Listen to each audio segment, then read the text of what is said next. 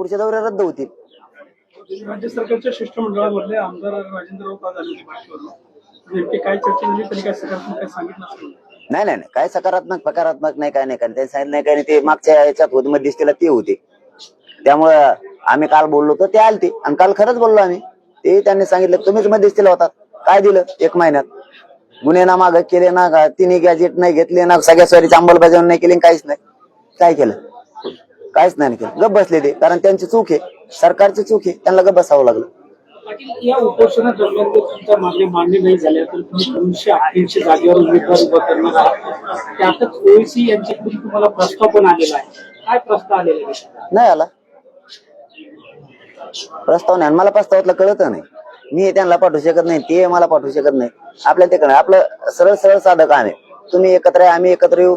दलित, मुस्लिम, मराठा, धनगर बांधव, लिंगायत बांधव, जे गरजवंत आहेत एकत्र येऊ आणि आपण लढू. असं माझ्या याच्यातले प्रस्ताव आला नाही, आला तरी मला त्यातलं काही कळणार नाही. त्यांनी असं म्हटलं की 288 जागा जर तुम्ही लढवणार असाल तर एमआयएम तुमच्या सोबत येणार आहे. मग आम्ही 20 तारखेला उपोषणाला मी बसतो. त्या दिवशी तारीख ठरवणार आहे की महाराष्ट्रातल्या मराठा समाजाची किती तारखेला बैठक घ्यायची. महाराष्ट्रातला सगळा मराठा समाज त्या दिवशी एकत्र आहे. मी संभाजीनगरच्या कार्यक्रमातच हे सांगितलेलं आहे की 20 तारखेला आम्ही तारीख डिक्लेअर करणार आहे. त्या तारखेला महाराष्ट्रातल्या मराठा समाजाने यायचे आणि ती महाराष्ट्रातली बैठक समाजाला विचारून, मी ज्यावेळेस बैठक होईल त्यावेळेस समाजाला विचारून ठरवणार आहे 288 उभा करायचे का 288 पाडायचे. प्रस्ताव त्यांनी बोलून दाखवलेले, तुमची काय प्रतिक्रिया? नाही, त्याला काय प्रस्ताव नव्हतं. कचा एकत्र बसायचं, दाना सुरू करायचं सगळ्यांनी. न्याय द्यायचा त्यांच्या जातीला, आम्हाला द्यायचा आमच्या जातीला, दलितांना द्यायचा त्यांच्या जातीला, धनगरांना द्यायचा त्यांच्या जातीला, 12 बलुतेदारांना द्यायचा, लिंगा समाजाला. आपण एकत्र येऊ, बसू सगळेजण आणि ठरवा कसं करायचं लढायचं. सगळ्या जाती धर्माचे लोक मिळून लढू आणि सत्ता गोरगरीब देणारे बना. आपण आपल्या जातीला न्याय मिळाले हे नाही देऊ शकत गोरगरीबाला न्याय. प्रसाद लाड म्हणाले की मनोज जरांगे यांना डीडी नावाचा रोग झालाय. डीडी म्हणजे देवेंद्र द्वेषी. हे कोण आहे बांडगुळ? आता हे कोण आहे बांडगुळ? कवर तुकासाठी तो म्हणा लोकांचा बांडगुळ्या. माझ्या नादावर नको पडू. तू किती पैशावाला आहे आणि तू किती करप्टेड आहे. मनोज जरांगेच्या नादी लागू नको म्हणा. काही राख लागन तुला. गवऱ्या सुद्धा नाही खातायच्या शेणान थापिलेल्या. मनोज जरांगेच्या नादी लागू नको म्हणा तू. हो, मनोज जरांगे जातीसाठी लढतो आणि तू जात विकून तो घर मोठं करणारी अवलाद येतोय म्हणा. तू माझ्या नादी लागू नको. तू कोणी तू तुपल्या अवकातीत राह. देवेंद्र फडणवीसच्या पायाचा ठेव, नाही तर त्याचा गुख आहे.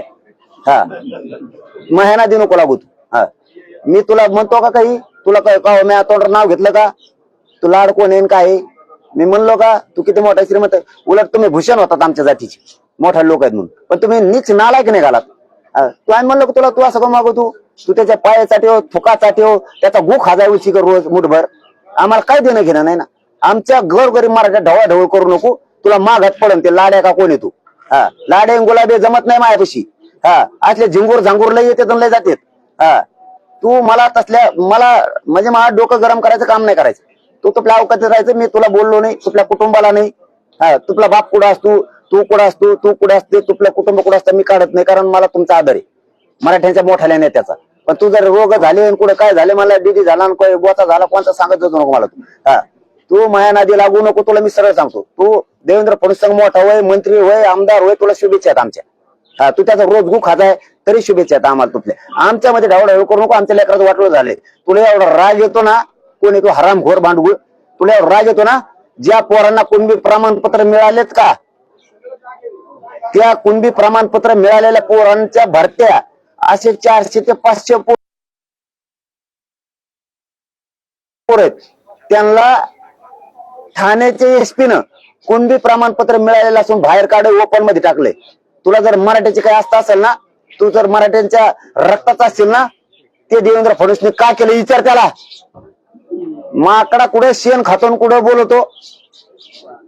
त्याने एक आमदारकी दिली म्हणून चाटितो का त्याचा? तो का भंगार सगळ्या दुनियाचं. तू माझ्या पोराचे वाटोळे झाले, तुला काय होतंय? हे पोरगा आला आता कुठे ते? चल इकडे, हे प्रमाणपत्र तो चल ये इकडं. लाड्या असं असतं माझ्याकडे डायरेक्ट बाप दाखवून श्राद्ध घाल. असं काम असतं. तू यासारखं थुके चाटीत नाही का मी देवेंद्र फडणवीस? चल दाखव. चल घे इकडं बघ, हे ठाण्याहून आलंय. ए लाड्या गचपाने मराठ्याचं गुकवर खातो, मोठा होतो. हे बघ, हे पोरग याचं नाव आहे सकाराम रामचंद्र ढोणे, जिंतूरचा आहे, परभणीचा. ह्यो पोलीस भरतीत आहे, बरोबर का? ठाण्याला याचा नंबर लागलाय. याच्याकडे कुटुंब प्रमाणपत्र आहे. हे प्रमाणपत्र घेत नाहीत. ते काय म्हणतो तो देवेंद्र फडणवीसचा एसपी. 400 पोर आहेत असे मराठीचे. ओपन मध्ये जाय, नाही तर रिजेक्ट कर, तुला जाय घरी. मारतो का 400 पोर? ए देवेंद्र फडणवीसची बाजू उचलणाऱ्या दलिंदर दुनियाचा सगळ्या तू माकडा. मला जातीसाठी जीव तळतोय मा.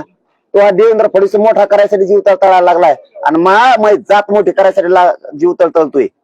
कशाला तळतळत घेतो रे भंगार?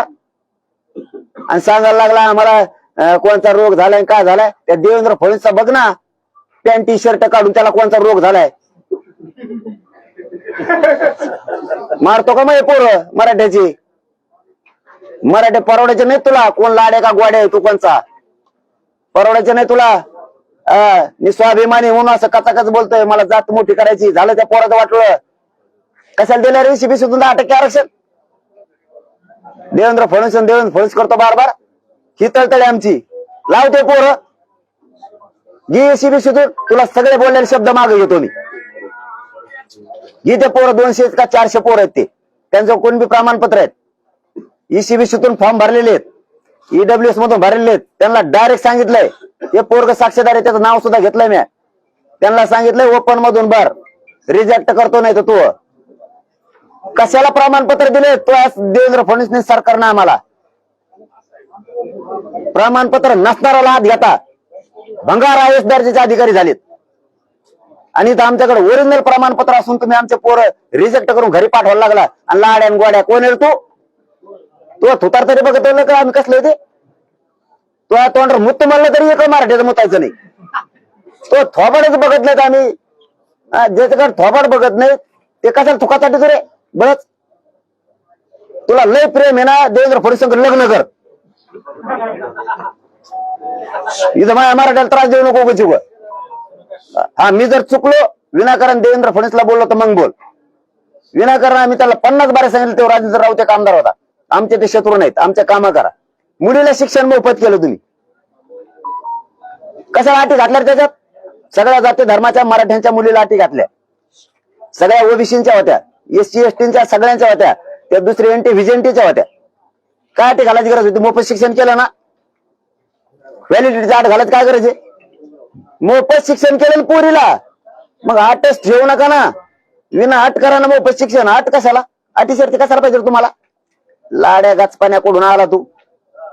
मराठ्या संघ खेटू नको. तुला शहाणपणानं सांगतो, खेटू नको. पैशाची मस्ती असन, पैसे फिशे पुरत नसतात मराठ्या पुढं. शहाणा होय. देवेंद्र फडणवीस हे चाल सुरू केलं का आता? होय देवेंद्र फडणवीस बघतात का? दिसतात का कोणाला? बघत आहेत कधी?